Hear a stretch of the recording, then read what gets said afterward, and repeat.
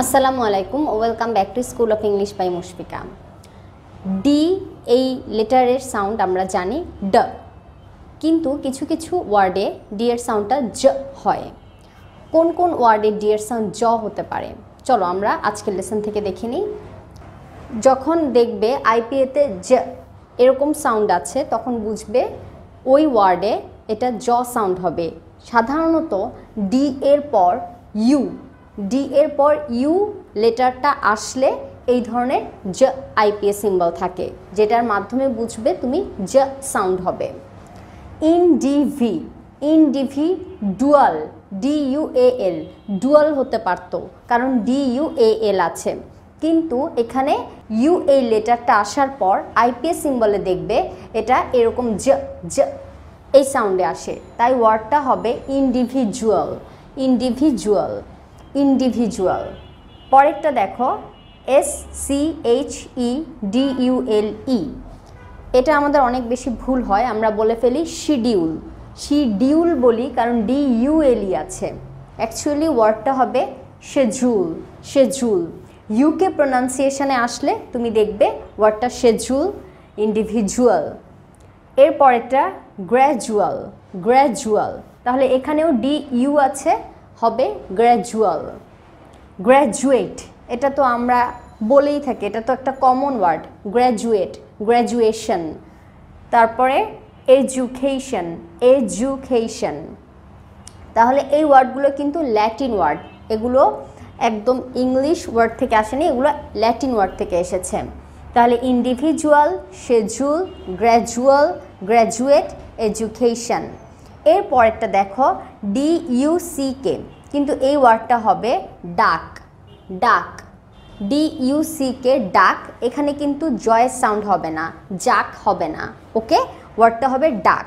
কিন্তু পরেই আছে ডিইউকেই, এটা আবার ইউকে প্রোনাউন্সিয়েশনে দেখবে জিউক, জিউক, ওকে, ডিইউকেই, জিউক।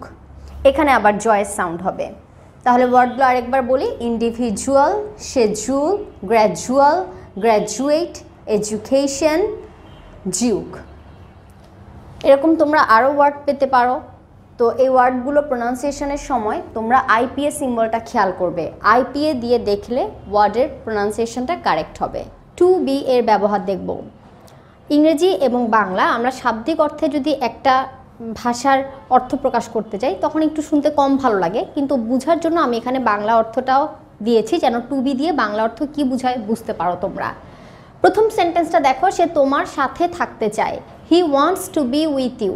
এখানে তুমি টু বি ইউজ করতে পারো, he wants to be with you, এর অর্থ বোঝায় সে তোমার সাথে থাকতে চায়। লোকটি বিখ্যাত হতে চায়, the man would like to be famous, the man would like to be famous. এখানে এটাও বলতে পারো, the man wants to be famous, the man wants to be famous. আবার ওয়ান্টস টু বি বা উড লাইক টু বি না বলে যদি বলো the man wants to become famous, be এর পরিবর্তে বিকামও বলতে পারো, the man would like to become famous. সে একজন বিখ্যাত লেখক হতে চায়, এখানেও same, he would like to be a famous writer, he would like to become a famous writer. তাহলে টু বি না বলে যদি উড লাইক টু বিকাম বলো এটাও correct, he would like to be a famous writer. পরেরটা দেখো, তারা তোমার বন্ধু হতে চায়, they would like to be your friends, they would like to be your friends.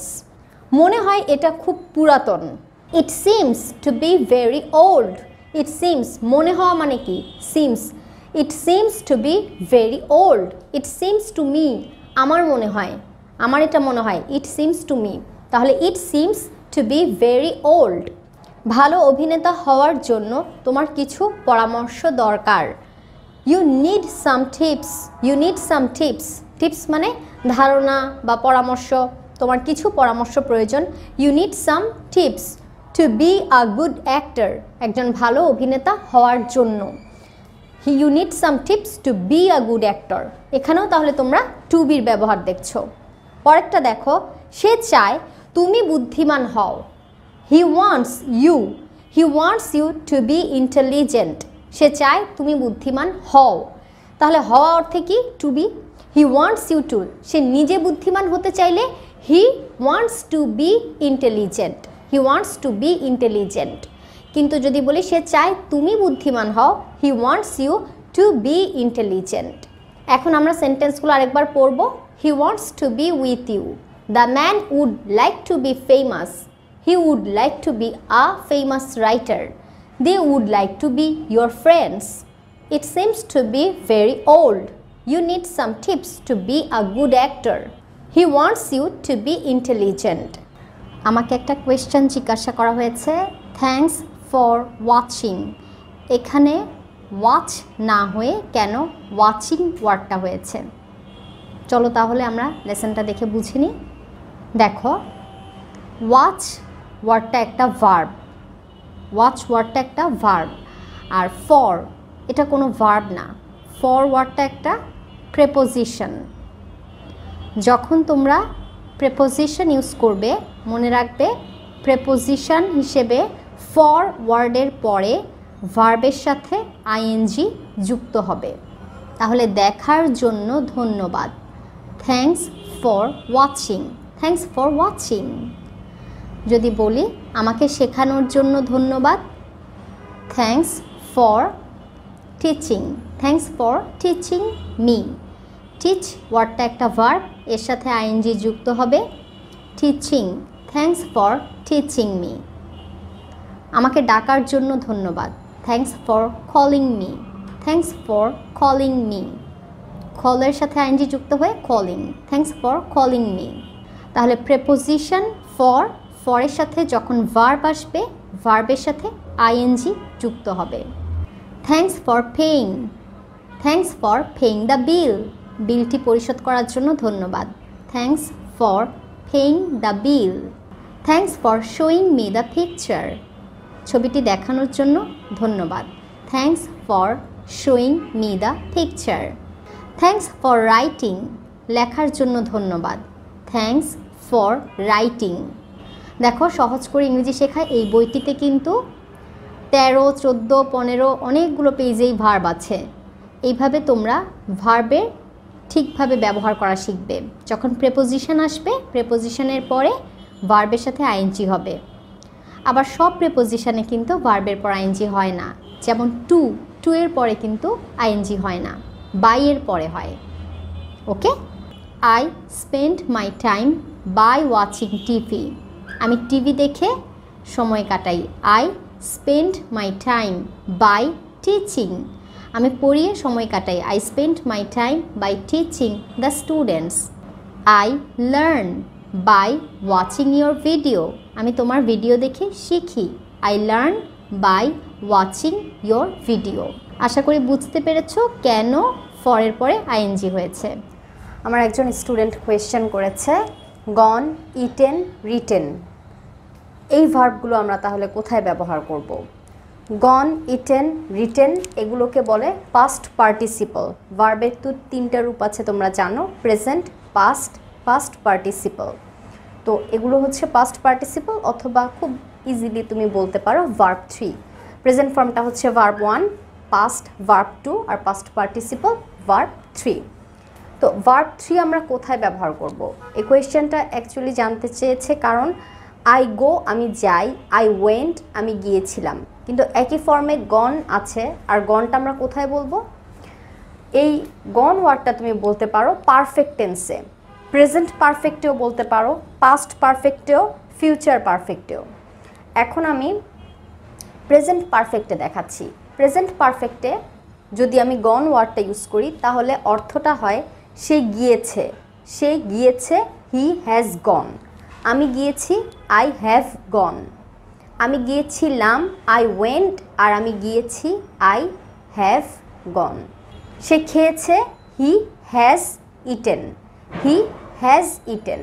সে লিখেছে, he has written, he has written. তাহলে এইখানে আমরা প্রত্যেকটা ক্ষেত্রে দেখছি ভার্ব 3 ইউজ হয়েছে। আমি লিখেছি, আই হ্যাভ রিটেন, তারা লিখেছে, they have written. Present perfect ছাড়া পাস্ট পারফেক্ট এবং ফিউচার পারফেক্ট টেন্সেও আমরা পাস্ট পার্টিসিপল বা ভার্ব 3 ইউজ করি। যেমন আমি যাওয়ার আগে তুমি লিখেছিলে, আমি যাওয়ার আগে তুমি লিখেছিলে। You had written before I went, you had written before I went. এইখানে পাস্ট পারফেক্ট টেন্সটা শো করলাম। এখন বলছি ফিউচার পারফেক্ট টেন্সে, I will have written before you come, তুমি আসার আগেই আমি লিখে থাকবো। এটা ফিউচার, ফিউচার পারফেক্টে বোঝাচ্ছে কাজটা আমি অনুমান করছি শেষ হয়ে থাকবে। I will have written before you come, তুমি আসার আগেই আমি লিখে থাকবো। তাহলে তোমরা দেখলে প্রেজেন্টে, পাস্টে, ফিউচারে, পারফেক্ট টেন্সে আমরা V3 ইউজ করতে পারি। এই প্রত্যেকটাকে কি বলে জানো? অ্যাক্টিভ, অ্যাক্টিভ ভয়েস বা অ্যাক্টিভ সেন্টেন্স। যদি আমরা প্যাসিভে আসি, যেখানে কর্মটা বেশি প্রাধান্য পাবে, কাজটা, সেইখানেও আমরা এই V3গুলো ইউজ করতে পারি। আই রাইট এ লেটার, এর মানে আমি একটি চিঠি লিখি। I write a letter. যদি আমরা অন্যভাবে বলি, চিঠিটি আমার দ্বারা লেখা হয়। A letter is written by me. তাহলে প্যাসিভ ভয়েসে তুমি ভার্ব 3 এর ব্যবহার পাবে। আর অ্যাক্টিভ সেন্টেন্সে আসলে তুমি প্রেজেন্ট, পাস্ট, ফিউচার পারফেক্টে এই ভার্ব 3 এর ব্যবহার পাবে। যেমন a letter is written by me, তারপরে বলতে পারো ইটেন দিয়ে। A pizza was eaten by my brother, আমার ভাই একটা পিৎজা খেয়েছিল। My brother ate a pizza. কথাটা যদি একটু প্যাসিভ ভয়েসে বলি, একটা পিৎজা আমার ভাইয়ের দ্বারা খাওয়া হয়েছিল। A pizza was eaten by my brother. তাহলে প্যাসিভ ভয়েসে সবসময় ভার্ব 3 হবে। আশা করি এখান থেকে তোমরা কিছুটা বুঝতে পেরেছ। এইভাবে তোমরাও নিজেরা কিছু সেন্টেন্স তৈরি করার ট্রাই করো। Thanks for watching this lesson. আসসালামু আলাইকুম।